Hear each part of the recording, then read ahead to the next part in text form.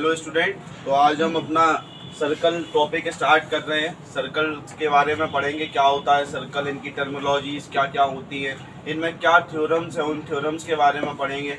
अच्छा, class 10th की circle में हमें क्लास 9th में जो हमने थ्योरम्स पढ़ी थी उन थ्योरम्स की भी थोड़ी सी ज़रूरत पड़ती है। एक आध दो थ्योरम है जिनकी रिक्वायरमेंट होती है हमें इस चैप्टर में, तो हम पहले 9th वाली थ्योरम्स के बारे में भी पढ़ेंगे और फिर जिनकी ज़रूरत है उनकी, और फिर हम 10th में जो थ्योरम्स हैं उनके बारे में पढ़ेंगे। तो सबसे पहले बात आई circle. What is a circle? होता क्या है circle? A collection of point, a collection of point which is equidistant from center, which is equidistant from center, known as circle। ठीक है, कि कलेक्शन ऑफ पॉइंट्स, उन पॉइंट्स को collect कर लो जो सेंटर से इक्वल दूरी पे हो, उसको हम क्या बोलते हैं? सर्कल। अब जैसे मैंने इस प्लेन पे एक सर्कल ड्रॉ किया, अब इस सर्कल ने इस प्लेन को कितने पार्ट्स में डिवाइड कर दिया? 3 पार्ट्स में डिवाइड कर दिया। कितने पार्ट्स? 3 पार्ट्स। पहला पार्ट तो क्या हो गया? Interior, interior of circle. दूसरा हो गया एक्सटीरियर ऑफ सर्कल, और तीसरा हो गया ऑन द सर्कल। ये इस बाउंड्री के ऊपर कोई भी पॉइंट, वो क्या कहलाएगा? On the circle.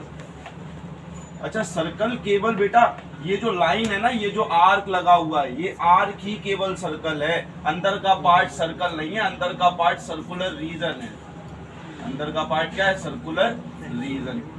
ठीक है, सर्कल केवल कितना सा है? ये जो कलेक्शन किया है हमने आर्क पॉइंट्स का, जो इक्वल डिस्टेंस पे थे सेंटर से, वही केवल सर्कल है। और सर्कल जब हम किसी प्लेन सरफेस पर ड्रॉ करते हैं तो उस प्लेन सरफेस को कितने पार्ट्स में डिवाइड कर देता है? 3 पार्ट्स में। पहला इंटीरियर ऑफ द सर्कल, दूसरा एक्सटीरियर ऑफ द सर्कल, और तीसरा ऑन द सर्कल। सर्कल केवल यही वाला पार्ट है, ये जो आर्क जो है बस यही सर्कल है। अंदर का पार्ट सर्कल नहीं है, अंदर का पार्ट है सर्कुलर रीजन। ठीक है, इसके अंदर बहुत सारी टर्मिनोलॉजीज आती है।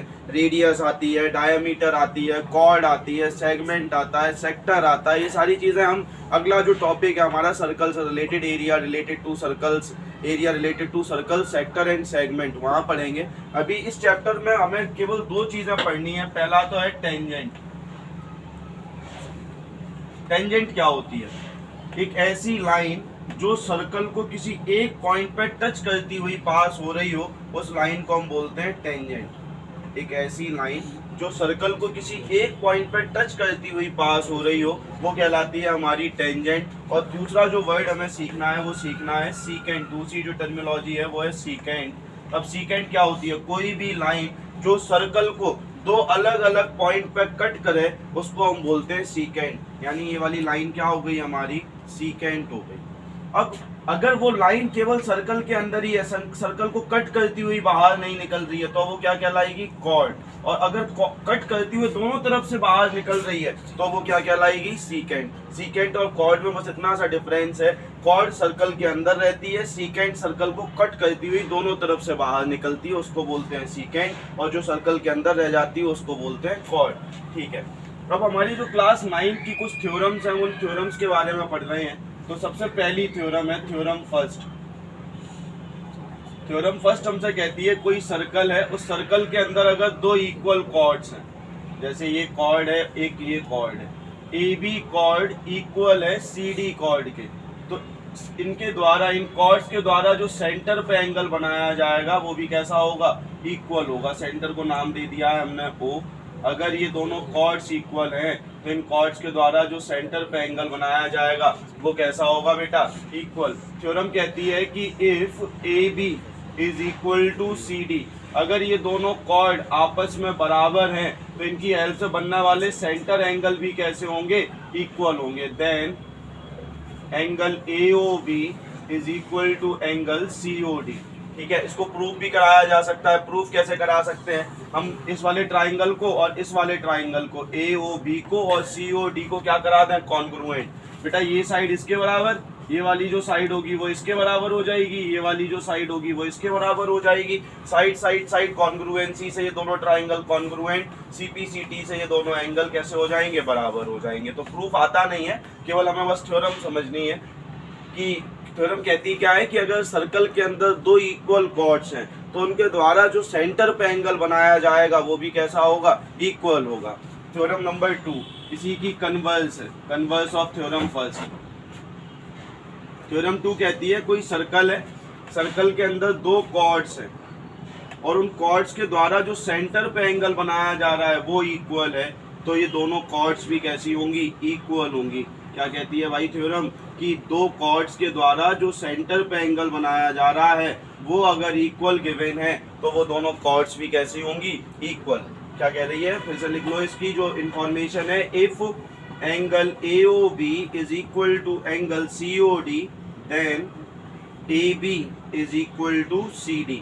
तब AB किसके बराबर होगी, CD के बराबर होगी। कैसे होगी बेटा, ये वाली साइड इसके बराबर, ये वाली साइड इसके बराबर, ठीक है, एक एंगल इसके बराबर, साइड एंगल साइड कॉन्ग्रुएंसी से दोनों ट्राइंगल कॉन्ग्रुएंट, और CP/CT से AB किसके बराबर हो गई, CD के बराबर हो गई। दोनों थ्योरम क्लियर। पहली थ्योरम ये कहती है कि अगर कॉर्ड्स बराबर है तो सेंटर पे जो एंगल बनाएंगे ये कॉर्ड्स वो इक्वल होंगी। दूसरी थ्योरम कहती है कि अगर किसी दो कॉर्ड्स के द्वारा सेंटर पे बनने वाले एंगल्स इक्वल हैं तो वो दोनों कॉर्ड्स भी कैसी होंगी, इक्वल। थ्योरम नंबर 3 पे आते हैं। थ्योरम 3 हमसे कहती है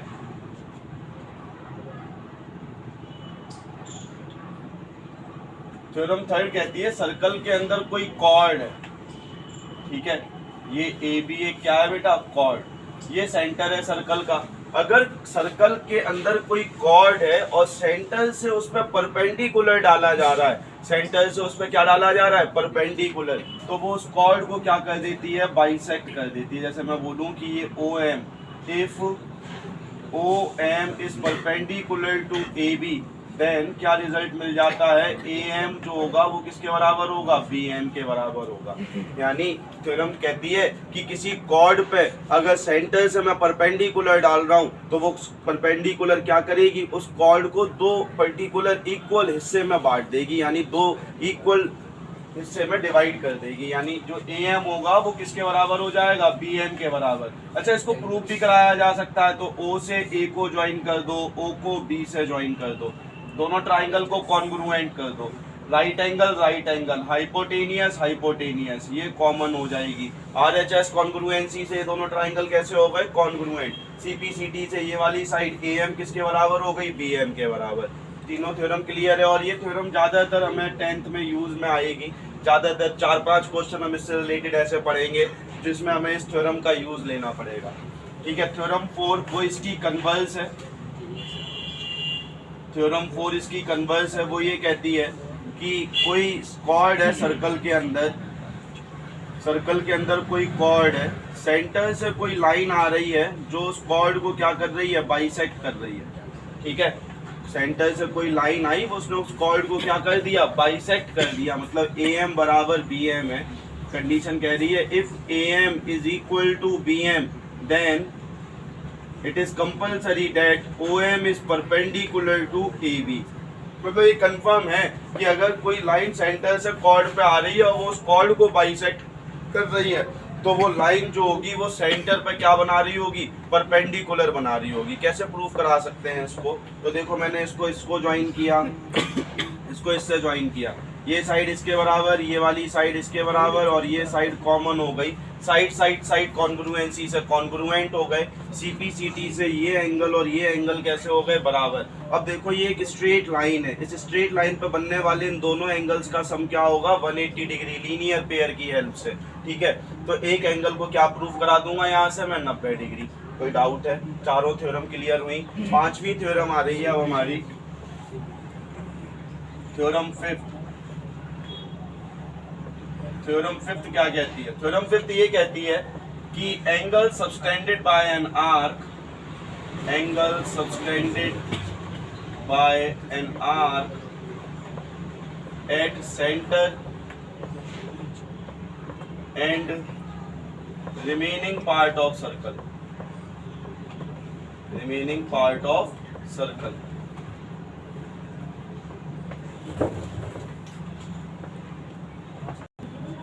angle subtended bye an arc at centre and remaining part of the circle. अच्छा बेटा, अब आर्क हमारी कितने टाइप की होती है? 3 टाइप की होती है। एक माइनर आर्क होती है, एक मेजर आर्क होती है और एक इक्वल आर्क होती है। तो मैं तीनों का अलग अलग कॉन्सेप्ट देख रहा हूँ। पहले मैं देख रहा हूँ माइनर आर्क का। ये सर्कल के अंदर ये आर्क है हमारी ए बी। अब अगर मैं ए बी आर्क की बात करूंगा तो ए बी हमारी माइनर आर्क भी हो जाएगी और मेजर आर्क भी हो जाएगी। यानी माइनर आर्क को डिनोट करने के लिए मुझे एक और नाम लेना पड़ेगा, ए सी बी। अब ए सी बी जो आर्क है वो कैसी आर्क है? माइनर आर्क है। ये जो एंगल सेंटर पे बनाएगी, ये सेंटर है, सेंटर पे जो एंगल बनाया। और माइनर आर्क के लिए बेटा रिमेनिंग पार्ट कौन सा बचा? Major arc. भाई माइनर आर्क है, सेंटर पे एंगल बना दिया, angle subtended by an arc at centre, centre पे बना दिया।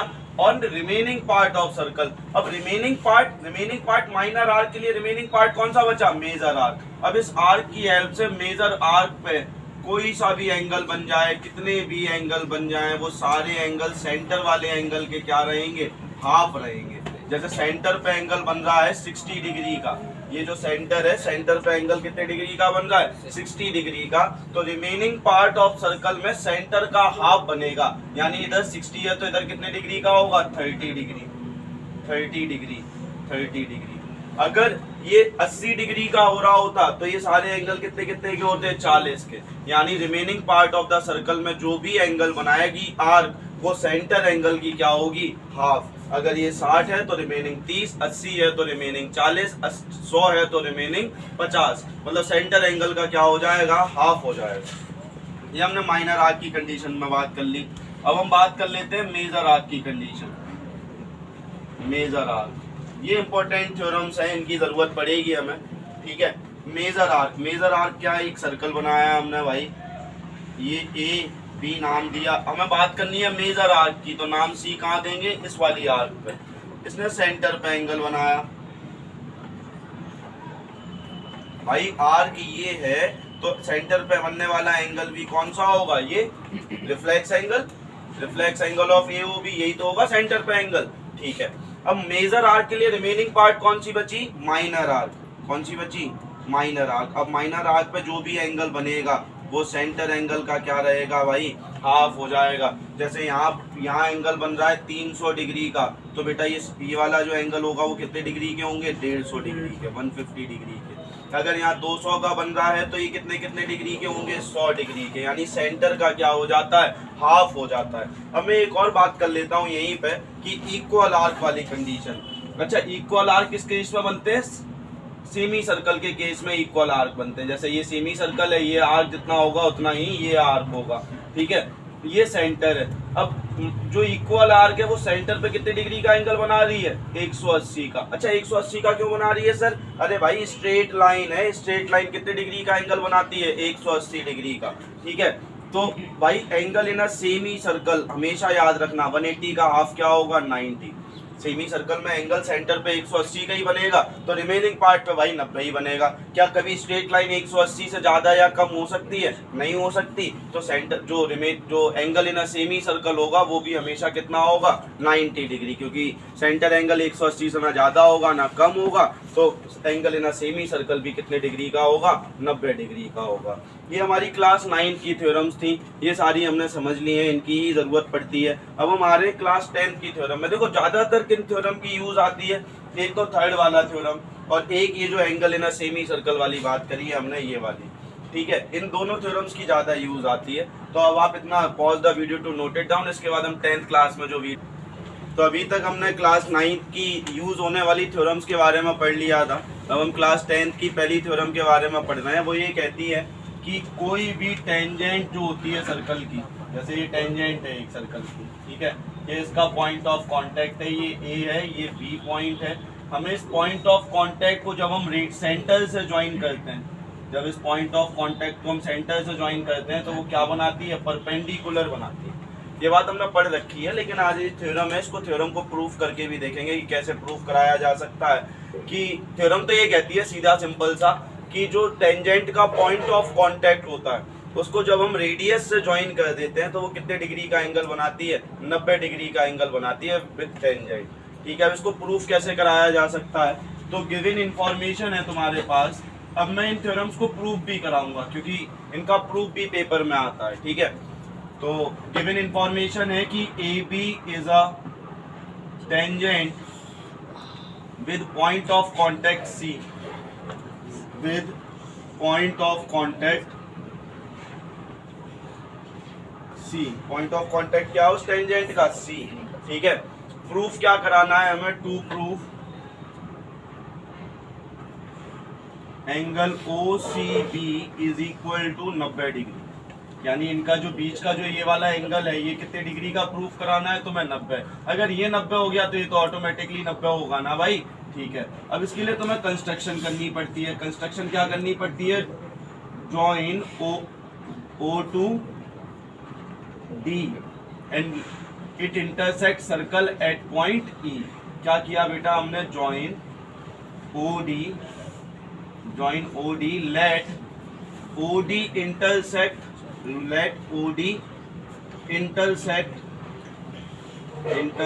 सर्कल एट ई, ठीक है। और हम क्या ज्वाइन करें? ओडी को ज्वाइन किया और ये मान लिया कि जो ओडी है उसने सर्कल को किस पॉइंट पे इंटरसेक्ट किया? ई पॉइंट पर, ठीक है। कंस्ट्रक्शन कर दिया हमने। अब बेटा बहुत ध्यान से देखना, प्रूफ हो रहा है इसका।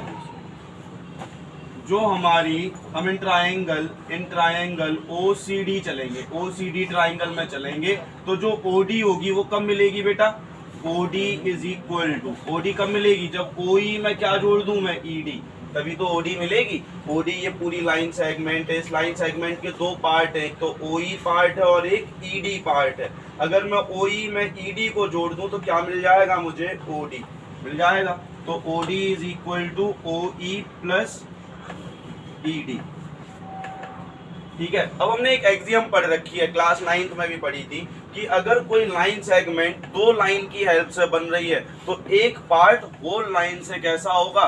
लेस देन होगा। तो दिस इंप्लाइज क्या हो जाएगा? ओ ई को लेना है तुम्हें। ओ ई इज लेस देन, ओ ई किससे लेस देन होगी? ओ डी से होगी ना भाई, सीधी सिंपल सी बात है।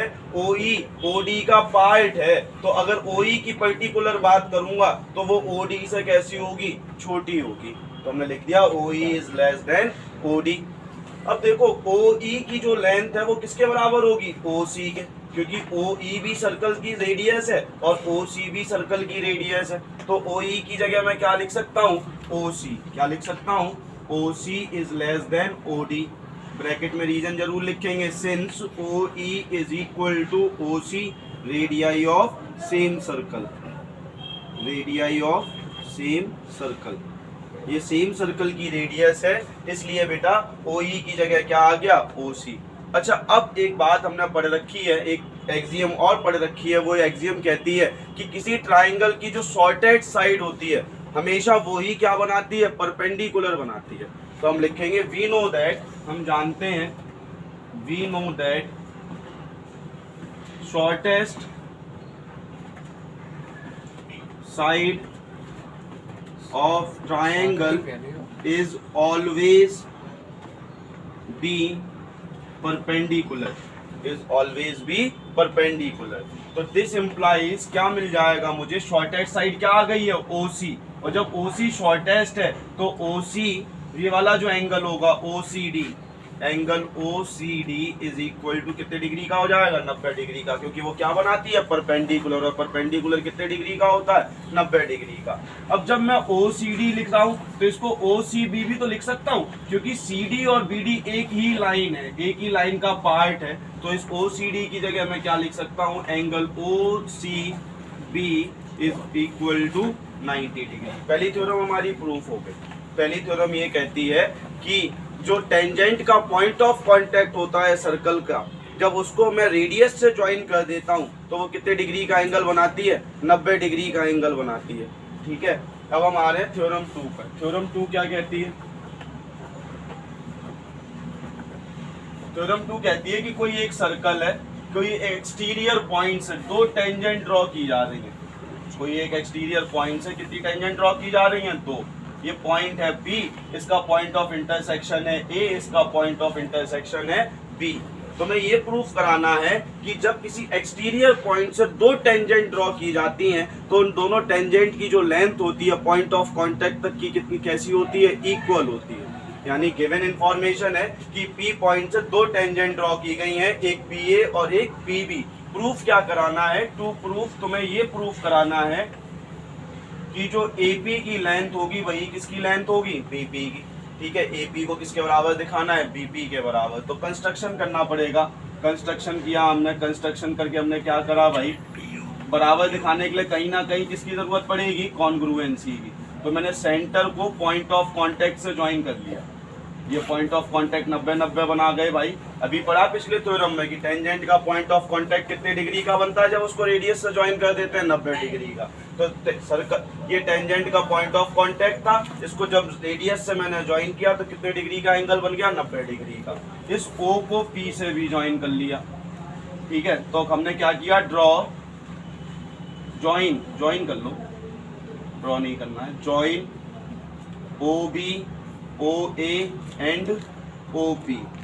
अब तुम देख रहे होगे तो तुम्हारे सामने दो ट्राइंगल दिख रहे हैं। एक तो ट्राइंगल है OAP और दूसरा ट्राइंगल है OBP। इन दोनों ट्राइंगल्स में मैं चलूंगा और इन दोनों ट्राइंगल्स को कैसा दिखाऊंगा, कॉन्ग्रुएंट। क्योंकि साइड को बराबर दिखाने के लिए किसकी जरूरत पड़ती है, कॉन्ग्रुएंसी की। ठीक है, इनके रेशियोज को बराबर दिखाने के लिए सिमिलैरिटीज की, वो ट्राइंगल चैप्टर में हम पढ़ेंगे। तो भाई इन दोनों ट्राइंगल्स को हमने कॉन्ग्रुएंट कराया। Proof in triangle OAP and triangle OBP। अच्छा, कॉन्ग्रुएंट कराने के लिए कितनी इंफॉर्मेशन चाहिए होती है, 3 इंफॉर्मेशन। पहली इंफॉर्मेशन, मुझे राइट एंगल दिख गया। तो पहले भी हम सीख चुके हैं कि अगर किसी ट्राइंगल में हमें राइट एंगल दिखता है तो हम कौन सा रूल पहले अप्लाई करते हैं, RHS। चेक करो कि RHS कॉन्ग्रुएंसी से कॉन्ग्रुएंट हो रही है। राइट एंगल 90 के अपोजिट वाली हाइपोटेनियस, कॉमन हाइपोटेनियस भी है। और साइड OA और OB कैसी है, रेडियस ऑफ सेम सर्कल है, तो ये भी बराबर होंगी। यानी RHS कॉन्ग्रुएंसी सेटिस्फाई कर रही है यहाँ। तो RHS कॉन्ग्रुएंसी से दोनों ट्राइंगल कैसे हो जाएंगे, कॉन्ग्रुएंट। करो भाई। तो हमने लिखा angle OAP is equal to angle OBP। Reason क्या हो गया, ईच 90, दोनों ईच 90 है। OP कैसी है, कॉमन है।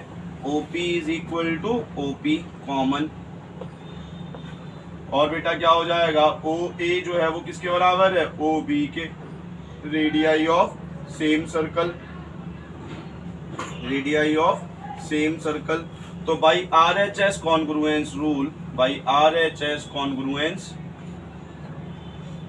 Rule, triangle OAP is congruent to triangle OBP. This implies AP के करस्पॉन्डिंग पार्ट क्या बैठेगा, BP। AP बराबर BP। किस रीजन से, बाई CP/CT से। ठीक है, इसी थ्योरम की और क्या इंफॉर्मेशन गैदर कर सकते हैं। अच्छा, अगर ये दोनों ट्राइंगल कॉन्ग्रुएंट है तो ये वाला एंगल बराबर होगा CP/CT से, और ये वाला एंगल भी बराबर होगा CP/CT से। यानी मुझे एक और चीज समझ में आ गई, जब एक्सटीरियर पॉइंट को मैं सेंटर से ज्वाइन करता हूं तो वो दोनों ही एंगल्स को क्या कर देती है, बाइसेक्ट कर देती है। कुछ क्वेश्चंस पे इसकी भी जरूरत पड़ेगी, तो ये याद रखना है। मैं नंबरिंग कर देता हूँ, एंगल 1, एंगल 2, एंगल 3, एंगल 4। तो एंगल 1 जो होगा वो किसके बराबर होगा, एंगल 2 के। एंगल 3 जो होगा वो किसके बराबर होगा, एंगल 4 के। और रीजन कैसा रहेगा, सेम, बाई CP/CT। क्लियर हो गई बात, ये दोनों थ्योरम्स क्लियर हुई। ठीक है, pause the video to note it down. इसके बाद अगली थ्योरम्स के बारे में पढ़ेंगे। थ्योरम 3 हमारी कह रही है कि कोई एक सर्कल है, उस सर्कल पे हमने एक्सटीरियर पॉइंट से दो टेंजेंट ड्रॉ करी है। एक हमारा एक एक्सटीरियर पॉइंट है P, इस पॉइंट से दो टेंजेंट हमने ड्रॉ करी है। ये PA टेंजेंट है और ये PB टेंजेंट। तो हमें ये तो पता ही है कि पॉइंट ऑफ कांटेक्ट को जब हम सेंटर से जोड़ते हैं 90 डिग्री बनाती है, पहली थ्योरम में पढ़ा। अब जो थ्योरम है वो ये कहती है कि ये जो रिमेनिंग एंगल्स रह जाते हैं, रिमेनिंग एंगल्स का मतलब कौन सा, एक तो ये वाला एंगल और ये वाला एंगल, ये दोनों एंगल आपस में कैसे होते हैं, सप्लीमेंट्री होते हैं। सप्लीमेंट्री का मतलब अगर मैं इन दोनों एंगल्स को ज्वाइन कर दूं तो ये कितने डिग्री का एंगल बना रहे होंगे, 180 डिग्री के। ठीक है, इसको प्रूफ कैसे किया जा सकता है, देखो ये पॉइंट ऑफ कॉन्टेक्ट 90, ये पॉइंट ऑफ कांटेक्ट भी 90। अब ये 4 लाइन का कोई फिगर है तो क्या हो गया, ये क्वाड्रिलेटरल। और क्वाड्रिलेटरल के चारों एंगल्स का सम क्या होता है, 360। ये 90, ये 90, तो ये इन दोनों का सम भी कितना होगा 180, क्योंकि 90 90 कितना हो गया 180, और 360 में से अगर 180 माइनस करते हैं तो कितना रह जाता है 180। मैं सीधे प्रूफ करा रहा हूँ। तो angle A plus angle B plus angle, centre को नाम दे दिया O, plus angle P equals to कितना होगा 360। एंगल ए कितना है 90 डिग्री, एंगल बी भी कितना है 90 degree, angle O plus angle P बराबर 360 डिग्री, तो angle O plus angle P बराबर 360 डिग्री, और 90 90 180, इधर आके माइनस का 180 हो गया, तो angle O plus angle P equal to कितना हो गया 180 डिग्री। क्लियर हो गई बात, आया समझ में? ठीक है। अब थ्योरम 4, थ्योरम 4 हमसे कह रही है, थ्योरम 4 हमसे कह रही है कि कोई सर्कल है, सर्कल के अंदर दो पैरेलल टेंजेंट है। कैसी टेंजेंट है? दो पैरेलल टेंजेंट है। तो ये जो पैरेलल टेंजेंट होंगी, तो इनके जब हम पॉइंट ऑफ कांटेक्ट को जोड़ेंगे तो वो क्या होगी, एक डायामीटर होगी। क्या होगी भाई? डायामीटर होगी। इसको प्रूफ भी कराया जा सकता है। प्रूफ कैसे कराया जा सकता है? अब ये डायामीटर होने के लिए इसको सेंटर से जोड़ेंगे तभी ये परपेंडिकुलर बनाएगी, इसको सेंटर से जोड़ेंगे तो ये परपेंडिकुलर बनाएगी, और इसको डायमीटर प्रूफ कराने के लिए इसका सेंटर एंगल कितने डिग्री का दिखाना होगा 180 डिग्री का। अगर मैं इसको सेंटर एंगल को 180 डिग्री दिखा देता हूँ तो ये क्या बन जाएगी स्ट्रेट लाइन, और सेंटर से पास हो रही है तो वो क्या बन जाएगी डायमीटर। कैसे प्रूफ कराया जा सकता है? कंस्ट्रक्शन करके एक लाइन ऐसी ज्वाइन कर ली, ड्रॉ, ये ए बी टेंजेंट थी, ये सी डी टेंजेंट थी, इसका पॉइंट ऑफ कांटेक्ट डी था, इसका ई, इसका पॉइंट ऑफ कांटेक्ट एफ था। Draw O G parallel to A B, O G को पैरेलल किसके ड्रॉ किया? ए बी के। अब अगर ओ जी ए बी के पैरेलल है और ए बी सी डी के पैरेलल है तो ये तीनों लाइनें आपस में कैसी हो गई? पैरेलल हो गई, पैरेलल। ठीक है, मैं इन दोनों लाइंस को लेके चलूंगा। Since OG is parallel to CD and this angle is 90, तो हमने एक lines and angles class 9th में पढ़ा था कि जब दो पैरेलल लाइन को कोई ट्रांसवर्सल कट करती है तो ट्रांसवर्सल के सेम साइड दोनों इंटीरियर्स का सम क्या होता है 180, और क्या प्रॉपर्टी होती है? को इंटीरियर। अब बेटा ये 90 है तो इसका भी सम कितना, ये वाला एंगल भी कितना होगा 90, को इंटीरियर की प्रॉपर्टी से। अब मैं इस वाली सिमिलरली ये पैरेलल टू दिस, ये 90 है तो ये भी कितना हो जाएगा 90, इन दोनों को जोड़ने पे ये क्या बन जाएगा 180, और 180 बनते ही ये क्या हो गई स्ट्रेट लाइन, और स्ट्रेट लाइन हो गई तो वो क्या हो गई डायमीटर हो गई। क्लियर हो गई बात? प्रूफ करा सकते हो आप इसको। ठीक है, और ये भी कभी कभी क्वेश्चन इसका कन्वर्स आ जाता है कि अगर कोई दो टेंजेंट है उनका पॉइंट ऑफ कांटेक्ट को जब हम जोड़ रहे हैं तो वो डायमीटर बना रही है, क्या वो दोनों लाइंस पैरेलल होंगी? उनको पैरेलल्स प्रूफ कराना होगा। तो अगर ये सम 180 बना रहा है तो भाई ये दोनों लाइनें आपस में कैसी होंगी? पैरेलल होंगी या नहीं होंगी? बहुत इजीली प्रूफ कराया जा सकता है। देखो ये पैरेलल टेंजेंट, ये डायमीटर हमारी, ये पॉइंट ऑफ कांटेक्ट 90, ये 90 90 जोड़ा कितना हो गया 180। जब सम 180 हो गया तो को इंटीरियर की प्रॉपर्टी को वेरीफाई कर गया, और जैसे ही ये वेरीफाई किया ये दोनों लाइन आपस में कैसी हो गई? पैरेलल्स। ठीक है, इतनी ही थ्योरम्स की जरूरत थी हमें इस चैप्टर में।